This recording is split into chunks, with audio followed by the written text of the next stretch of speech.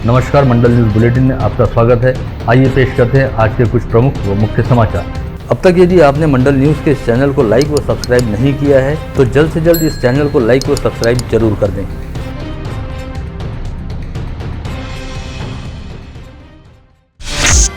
महाराष्ट्र नवनिर्माण सेना के अध्यक्ष राज ठाकरे द्वारा लाउडस्पीकर के संदर्भ में अपनाई गई भूमिका के चलते इस समय राज्य में राजनीतिक तापमान बेहद तपा हुआ है। वहीं राज ठाकरे ने पुणे में एक बार फिर लाउडस्पीकर को लेकर सरकार को दिए गए 3 मई तक के अल्टीमेटम का उल्लेख किया, जिसके राजनीतिक असर को देखते हुए राज्य के गृह मंत्री दिलीप वलसे पाटिल ने इसे बेहद गंभीरता से लेते हुए राज्य के पुलिस महासंचालक के साथ बैठक की और राज्य के सभी पुलिस आयुक्तों व जिला पुलिस अधीक्षकों के नाम महत्वपूर्ण आदेश जारी किए। साथ ही मीडिया कर्मियों से बातचीत करते हुए गृह मंत्री दिलीप वलसे पाटिल ने कहा कि सरकार द्वारा जल्द ही इस मामले को लेकर राज्य के सभी विपक्षी नेताओं की बैठक बुलाते हुए इस विषय पर चर्चा की जाएगी।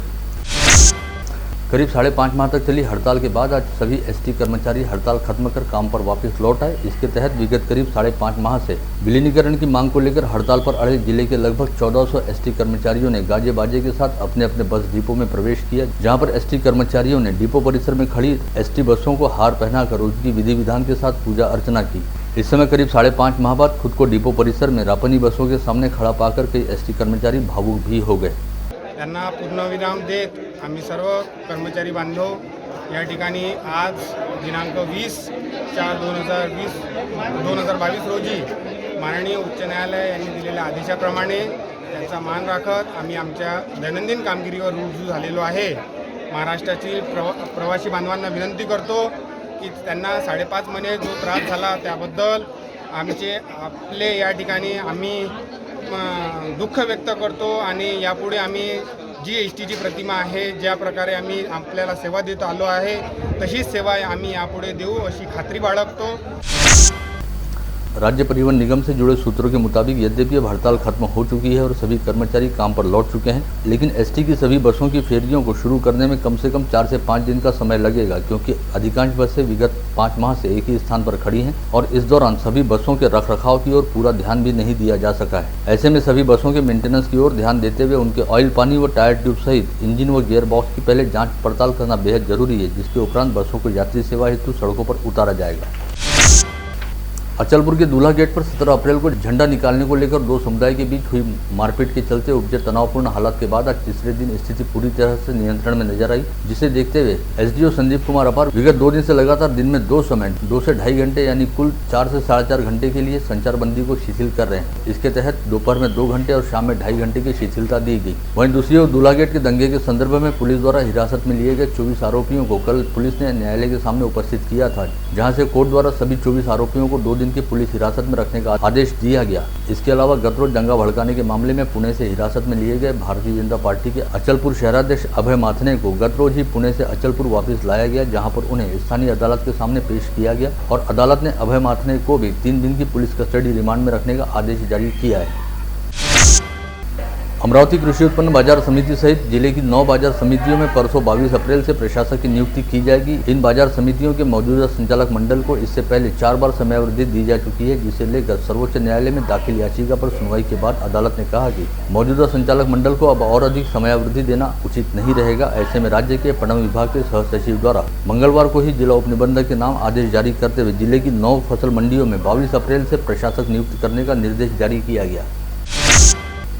सुनीता अग्रवाल चैरिटेबल ट्रस्ट व राधेश्याम बहुउद्देशीय संस्था के निमंत्रण पर नानीबाई का मायरा की कथा सुनाने हेतु जुड़वा नगरी के परतवाड़ा में पहुंची सुश्री जया किशोरी जी ने गत रोज दूसरे दिन की कथा शुरू करने से पहले मंडल न्यूज के साथ विशेष तौर पर बातचीत की। इस विशेष साक्षात्कार में जया किशोरी जी ने कहा कि आज के युवाओं के पास उच्च शिक्षा, पदवी, जोश व जुनून है, लेकिन होश और ठहराव नहीं है, क्योंकि उनके भीतर आंतरिक सुकून नहीं है। अतः ठहराव के साथ ही आंतरिक सुकून को प्राप्त करने के लिए युवाओं को अध्यात्म से जुड़ना होगा।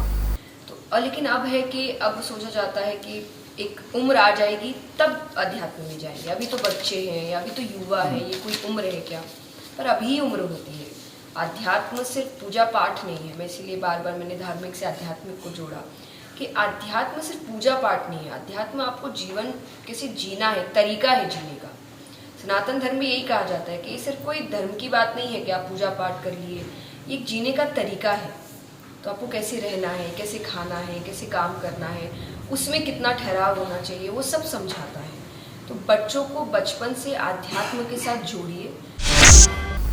वहीं अचलपुर व परतवाड़ा के प्रतिष्ठित अग्रवाल परिवार की वरिष्ठ सदस्य श्रीमती शकुंतला देवी चिरंजीवी लाल अग्रवाल के 75वें जन्मदिवस के उपलक्ष्य में आयोजित नानीबाई का मायरा की कथा के दौरान तीसरे व अंतिम दिन इस कथा का भावपूर्ण समापन हुआ। आयोजन के तीसरे दिन नंदनवन पैलेस के निकट खुले मैदान में साकार किए गए 10,000 लोगों की आसन क्षमता वाले वातानुकूलित डोम पंडाल में भाविक श्रद्धालुओं की उपस्थिति ने अपने आप में एक रिकॉर्ड बना दिया, जब भगवान श्री कृष्ण के अनन्य भक्त नरसी भगत और उनकी बेटी नानीबाई की कथा को सुनने के लिए हजारों की संख्या में भाविक श्रद्धालु आयोजन स्थल पर उमड़े और सुश्री जया किशोरी जी के मुखारविंद से दया निधान भगवान श्री कृष्ण की कृपा कथा को सुनकर भाव विभोर होने के साथ ही निहाल भी हो गए। तो इस भाग दौड़ के चक्कर में चौक में क्योंकि खूब पानी भर गया था, तो नानी बाई की जो ननद है उसकी दो छोटी छोटी छोरियां, बहुत छोटी छोटी, बहुत घूमती भागती, तो वो पानी में डूब के मर गई। एक नागरिक बन के ये प्रोग्राम में आई हूँ, आपने मुझे ऊपर बुलाया करके मैं आ गई, नहीं तो मैं ऊपर आने की भी इच्छुक नहीं थी। मैंने दर्शन करने नीचे से दर्शन और उनकी वाणी सुन ली, बस इतना ही कहूंगी। और मेरे धर्म का प्रचार प्रसार करना ये मेरा कर्तव्य है। मेरी पीढ़ी पहले की पीढ़ी ने भी किया, मैं भी करूंगी और मेरी आने वाली पीढ़ी भी करेगी। इतना विश्वास मैं आप लोगों को देती हूँ और सभी बड़ों का आशीर्वाद लेते हुए अपने शब्दों को यहीं विराम करते हुए धन्यवाद। जय श्री कृष्ण। किती सांगू मी सांगू कोणाला, किती सांगू मी सांगू कोणाला, आज आनंदी आनंद झाला, आज आनंदी किती सांगू मी सांगू कोणाला, आज आनंदी आनंद झाला।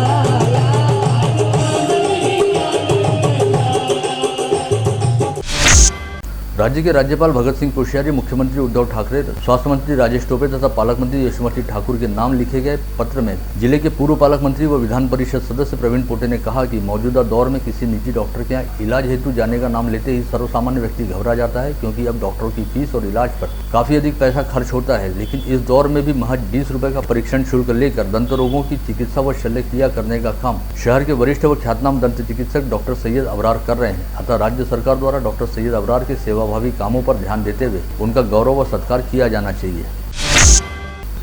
इस समय जिले में तापमान लगातार ऊंचा उठ रहा है और गर्मी लगातार बढ़ती जा रही है। ऐसे में खुद को तेज धूप और भीषण गर्मी से बचाए रखने हेतु सिर पर दुपट्टा व रुमाल बांधते हुए सिर व कान को अच्छे से ढांकना जरूरी होता है, ताकि लू न लगे और उष्माघात न हो। लेकिन इसके बावजूद हमेशा ही एक अलग तरह के स्वैग में रहने वाले युवाओं द्वारा इसे लेकर लापरवाही बरती जाती है। ऐसे में युवाओं की क्रीड़ा संबंधी शिक्षा व प्रशिक्षण का सबसे बड़ा केंद्र रहने वाले श्री हनुमान व्यायाम प्रसारक मंडल के प्रधान सचिव पद्मश्री प्रभाकर राव वैद्य ने हनुमान व्यायाम प्रसारक मंडल परिसर में प्रवेश करने हेतु टोपी व दुपट्टे को सिर पर ढांकना व बांधना बेहद अनिवार्य कर दिया है। साथ ही इस परिसर में प्रवेश करते समय जिनके सिर पर टोपी या दुपट्टा नहीं होता, उन्हें प्रवेश द्वार पर ही हनुमान व्यायाम प्रसारक मंडल की ओर से दुपट्टा भेंट किया जाता है और सिर व कान को अच्छी तरह से ढांकने के बाद ही किसी भी व्यक्ति को मंडल परिसर के भीतर प्रवेश दिया जाता है।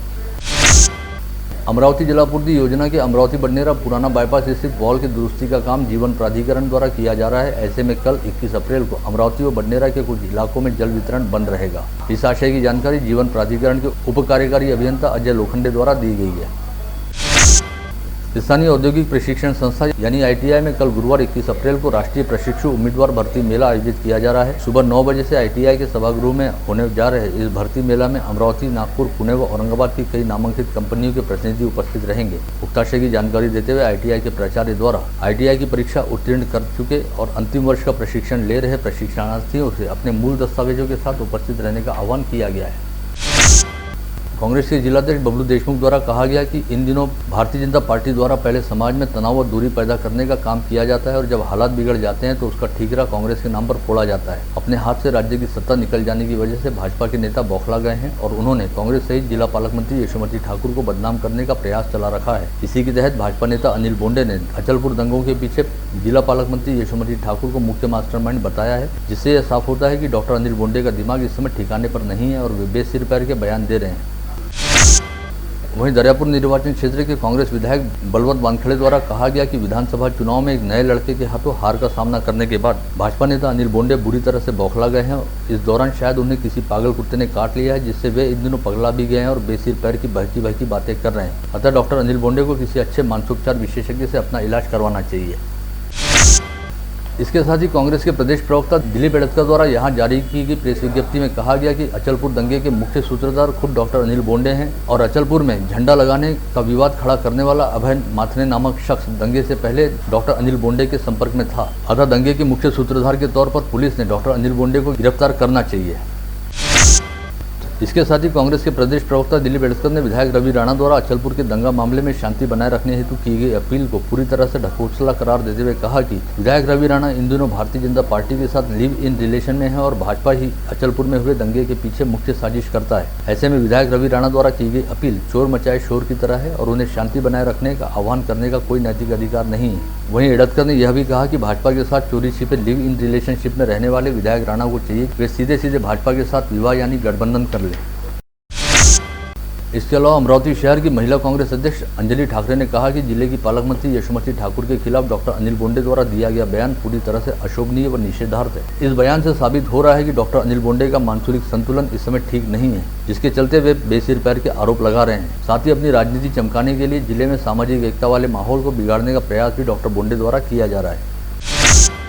डॉक्टर अनिल बोंडे द्वारा जिला पालक मंत्री यशोमती ठाकुर को लेकर दिए गए बयान का निषेध करते हुए युवक कांग्रेस द्वारा आज रुक्मिणीनगर परिसर स्थित डॉक्टर श्रीकांत देशमुख के मानस क्लिनिक पहुंचकर डॉक्टर अनिल बोंडे के नाम पर एडमिट कार्ड बनवाया गया। साथ ही मानस क्लिनिक के संचालकों से निवेदन किया गया कि इन दिनों डॉक्टर अनिल बोंडे की मानसिक स्थिति बिल्कुल ठीक नहीं है और वे समाज के लिए काफी हद तक खतरनाक साबित हो रहे हैं। ऐसे में उन्हें मनोरोगी के तौर पर मानस अस्पताल में भर्ती करते हुए उनका इलाज किया जाना चाहिए।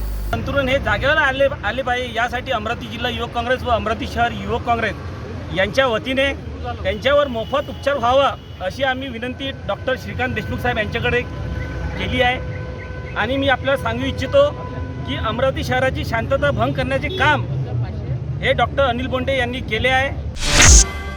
उधर जिला पालक मंत्री यशोमती ठाकुर के संदर्भ में विवादास्पद बयान देने वाले भाजपा नेता डॉक्टर अनिल बोंडे के खिलाफ गाड़गनगर पुलिस थाने में भारतीय दंड संहिता की धारा 505/2 के तहत अपराध दर्ज किया गया है। अचलपुर दंगे को लेकर दिए गए बयान में डॉक्टर अनिल बोंडे ने जिला पालक मंत्री यशोमती ठाकुर को दंगे का मुख्य मास्टरमाइंड बताया था, जिसे लेकर कांग्रेस नेता व जिला बैंक के संचालक हरिभाऊ मोहोड़ ने डॉक्टर बोंडे के खिलाफ गाड़गनगर पुलिस थाने में शिकायत दर्ज कराई थी।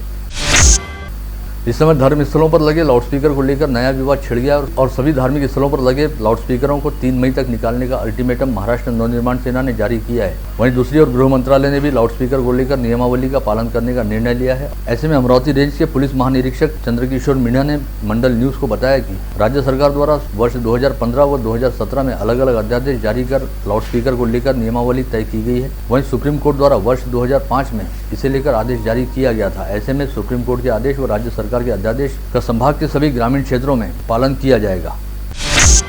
महाराष्ट्र प्रदेश कांग्रेस कमेटी के सचिव व प्रवक्ता दिलीप एड़तकर द्वारा इरविन चौराहे पर राहुल व्यायाम प्रसारक मंडल द्वारा आयोजित सम्मेलन व चर्चा सत्र कार्यक्रम के उद्घाटन अवसर पर कहा गया कि संविधान को हाथ न लगाते हुए संविधान कैसे बदला जाए, इसे लेकर केंद्रीय स्तर पर प्रयास जारी है और केंद्र सरकार द्वारा अराजकता पैदा करते हुए देश में जातीय दरार पैदा करने का काम किया जा रहा है। ऐसे में बहुजनों को चाहिए कि वे संगठित होकर संघर्ष करें। जिले में आगामी 25 अप्रैल को जंतु मुक्त दिवस का आयोजन किया जा रहा है, जिसके तहत 1 से 19 वर्ष आयु गुट वाले बच्चों व छात्र छात्राओं को जंतु मुक्ति की गोलियां दी जाएंगी। इस अभियान के तहत जिले के 6.5 लाख बच्चों व छात्राओं को यह गोलियां दी जाएंगी। ऐसी जानकारी निवासी उपजिलाधीश आशीष बिजवल द्वारा दी गई है। अमरावती महानगर पालिका द्वारा विभिन्न क्षेत्रों में चलाए जा रहे 101 से अधिक कोचिंग क्लासेस को 7 दिनों के भीतर अग्नि सुरक्षा के इंतजाम करने के निर्देश महानगर पालिका द्वारा दिए गए हैं और 7 दिन के भीतर नियमानुसार अग्नि सुरक्षा के प्रबंध नहीं करने वाले कोचिंग क्लासेस के बिजली व पानी के कनेक्शन काटने की कार्रवाई शुरू की जाएगी। ऐसी जानकारी मनपा आयुक्त व प्रशासक प्रवीण आष्टीकर द्वारा दी गई। आम सभा की अनुमति के बिना निकाले गए 20 करोड़ के बायोमाइनिंग के ठेके को लेकर छिड़ा विवाद अभी तक थमा नहीं है और मनपा की अंतिम स्थायी समिति की पूर्व बैठक में इस ठेके को मंजूरी प्रदान की गई थी, लेकिन अभी तक संबंधित निकॉप कंपनी को बायोमाइनिंग के टेंडर का वर्क ऑर्डर जारी नहीं हुआ है, जिससे प्रशासन के नियोजन पर सवाल उपस्थित किए जा रहे हैं, जिस पर मनपा प्रशासन द्वारा किसी भी तरह का निर्णय नहीं लिया गया है। जानकारी है कि मनपा प्रशासन ने बायोमाइनिंग का ठेका रिकॉल करने का मन बना लिया है, जिसके लिए शॉर्ट टेंडर प्रक्रिया करने के मूड में मनपा प्रशासन है।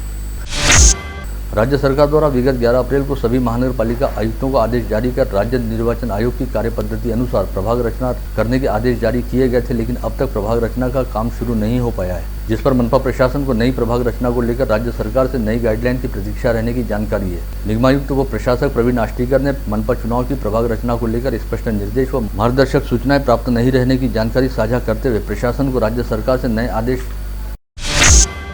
शहर की पूर्व उपमहापौर कुसुम साहू ने आज पुलिस आयुक्त डॉक्टर आरती सिंह से भेंट करते हुए शहर के संवेदनशील क्षेत्र में शामिल रहने वाले कड़बी बाजार परिसर में पुलिस चौकी शुरू करने की मांग की। इस समय पुलिस आयुक्त द्वारा संबंधित क्षेत्र में पुलिस चौकी शुरू करने को लेकर सकारात्मक आश्वासन भी दिया गया। माता खिड़की परिसर स्थित श्री कृष्ण मंदिर में सर्वज्ञ सेवा महिला मंडल द्वारा संगीतमय श्री कृष्ण कथा सप्ताह का आयोजन किया गया है, जो 24 अप्रैल से शुरू होकर 1 मई तक चलेगा। इस दौरान रोजाना शाम 7 से 9 बजे तक अहमदनगर के भोकर निवासी दत्त प्रभु सेवा आश्रम के संचालक संदीप राज दादा कपाटे द्वारा भागवत के दशम स्कंद के विषय पर संगीतमय प्रवचन दिया जाएगा। शहर की शिक्षा, सामाजिक व क्रीड़ा क्षेत्र में अपनी विशिष्ट पहचान कायम करने वाले दिलीप बाबू भगवंतराव इंगोले के अभिष्ट चिंतन समारोह का आयोजन 22 अप्रैल की शाम मातोश्री विमलाबाई देशमुख सभागार में किया जा रहा है। उक्ताशय की जानकारी देते हुए दिलीप बाबू इंगोले नागरिक सत्कार समिति द्वारा सभी संबंधितों से इस कार्यक्रम में उपस्थित रहने की अपील की गई है। विगत रविवार 17 अप्रैल को पुणे में IFBB मिस यूनिवर्स स्पर्धा का आयोजन किया गया था। इस स्पर्धा में देश का प्रतिनिधित्व और नेतृत्व करने वाली अमरावती की फिटनेस क्वीन के तौर पर विख्यात विद्या धांडे ने विमेंस बॉडी फिटनेस स्पर्धा में प्रथम स्थान प्राप्त करते हुए मिस यूनिवर्स का खिताब अपने नाम किया। विद्या धांडे ने विगत दिनों ही आगरा में आयोजित बॉडी बिल्डिंग स्पर्धा के दौरान विमेंस कैटेगरी में मिस इंडिया का खिताब जीता था और अब वे बॉडी बिल्डिंग के क्षेत्र में मिस यूनिवर्स बन गई हैं। अपनी इस उपलब्धि के जरिए विद्या धांडे ने देश सहित दुनिया में अमरावती शहर व जिले सहित महाराष्ट्र राज्य का नाम रोशन किया है। इस समय अफगानिस्तान के ऊपर मौजूद पश्चिमी चक्रवाती हवाएं हिमालय की ओर बढ़ रही हैं। साथ ही तमिलनाडु व उत्तर प्रदेश के ऊपर भी चक्रवाती हवाएं चल रही हैं। ऐसे में कल से समूचे विदर्भ क्षेत्र में अधिकतम तापमान में 2 से 4 डिग्री सेल्सियस की कमी आ सकती है। साथ ही कल 21 अप्रैल से 23 अप्रैल के दौरान पूरे विदर्भ क्षेत्र में कई स्थानों पर आंधी तूफान व बिजली की तेज गड़गड़ाहट के साथ हल्के व मध्यम स्तर की बारिश हो सकती है, जिससे विदर्भ क्षेत्र को चिलचिलाती धूप व भीषण गर्मी से कुछ हद तक राहत मिल सकती है। प्रहार जनशक्ति पार्टी के महानगर प्रमुख बंटी रामटेके व गोलू पाटिल के प्रयासों से 2 दिव्यांगों को मोटरसाइकिल का वितरण किया गया। राज्य मंत्री बच्चू कडू की संकल्पना से मनपा की 5% दिव्यांग निधि से बैटरी द्वारा चलित साइकिल जरूरतमंद दिव्यांगों तक पहुंचाई जाए, इस हेतु प्रहार जनशक्ति पार्टी द्वारा प्रयास किए गए थे। गर्मी के दिनों में पानी की अत्यंत आवश्यकता रहती है, लेकिन शहर में एक दिन की आड़ में जलापूर्ति की जा रही है, जिससे नागरिकों को जल किल्लत का सामना करना पड़ रहा है। ऐसे में कांग्रेस के शहराध्यक्ष बबलू शेखावत द्वारा जीवन प्राधिकरण को निवेदन सौंपते हुए शहर में नियमित तौर पर जलापूर्ति करने की मांग की गई है। वंचित बहुजन आघाड़ी द्वारा आज भोंगा आंदोलन करते हुए जिलाधीश को ज्ञापन सौंपते हुए केंद्र की मोदी सरकार द्वारा महंगाई बढ़ाए जाने का निषेध किया गया।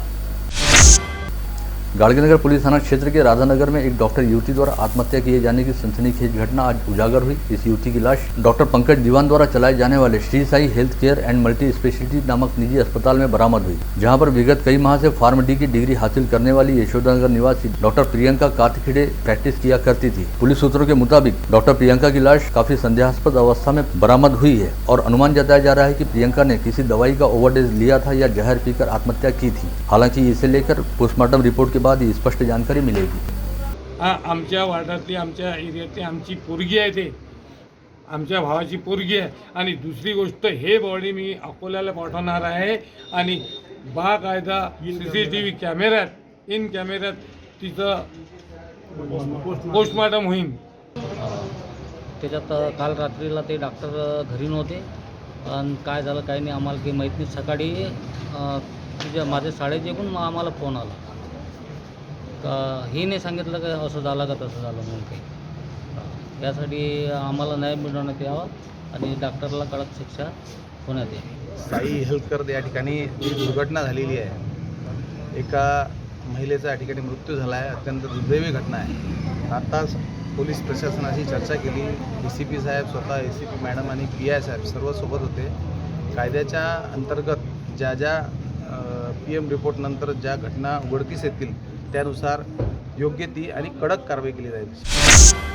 फ्रेजरपुरा पुलिस थाना क्षेत्र अंतर्गत स्थित मध्यवर्ती कारागार में सजायाफ्ता बुल्ढाना जिला के सागरखेड़ा निवासी ज्ञानेश्वर सोनू ने कल दोपहर के समय जेल में खुले मवेशी चराने का काम करते समय मौका देखकर भाग निकला, मगर यहाँ के सुरक्षा रक्षकों ने उसका पीछा कर उसे वेंकैयापुरा से पकड़ा और वापस जेल की सलाखों के पीछे डाला। कारागृह अधीक्षक की शिकायत पर फ्रेजरपुरा पुलिस ने सोनू नामक कैदी के खिलाफ अपराध दर्ज किया है। चांदू रेलवे के मध्यवर्ती बैंक परिसर में लगे वाटर कूलर में करंट होने के कारण अर्थिंग की जांच करने के 43 वर्षीय चौकीदार योगेश नलगे की बिजली का झटका लगने से मौके पर ही मौत हो गई। कोल्हापुरी गेट पुलिस थाना क्षेत्र के वलगांव मार्ग पर स्थित पुरानी कंपनी से बिजली के केबल चुराने वाले 4 आरोपियों को पुलिस ने रंगे हाथ गिरफ्तार किया। साथ ही टाटा सुमो सहित लाखों रुपए का माल बरामद करने में सफलता प्राप्त की। राजापेट पुलिस थाना क्षेत्र के नवदुर्गा विहार परिसर निवासी केशव खलेलकर ने राजापेट थाने में शिकायत देते हुए कहा कि परिसर में रहने वाले प्रवीण बंड, ज्ञानेश्वर उगले व धनराज ठाकरे नामक आरोपी उसके घर आए और पीने का पानी मांगते हुए केशव का प्लॉट बेचने हेतु कहा और प्लॉट बेचने से मना करने पर तीनों ने गालियां देते हुए उसकी लात घूंसों से पिटाई की। शिकायत मिलने पर पुलिस ने तीनों आरोपियों के खिलाफ अपराध दर्ज करते हुए उनकी तलाश शुरू की है। बडनेरा पुलिस थाना क्षेत्र के कौठा बहाले परिसर निवासी अक्षय रामटेके के यहां आयोजित विवाह समारोह में शामिल होने हेतु आए पंडित रामटेके को शराब पीने की लत थी और सरपंच के घर के सामने ज्यादा शराब पीने की वजह से पंडित रामटेके की मौत हो गई। छत्तीसतालाब परिसर में मोटरसाइकिल पर सवार उच्चेड निवासी ऋषभ पाटिल को लूट लिया गया। यह घटना मंगलवार की दोपहर 3:30 बजे घटित हुई। पश्चात पुलिस ने इस लूटपाट की घटना में शामिल विनोद सूर्यवंशी व चेतन हिवराले नामक 2 लुटेरों को गिरफ्तार किया।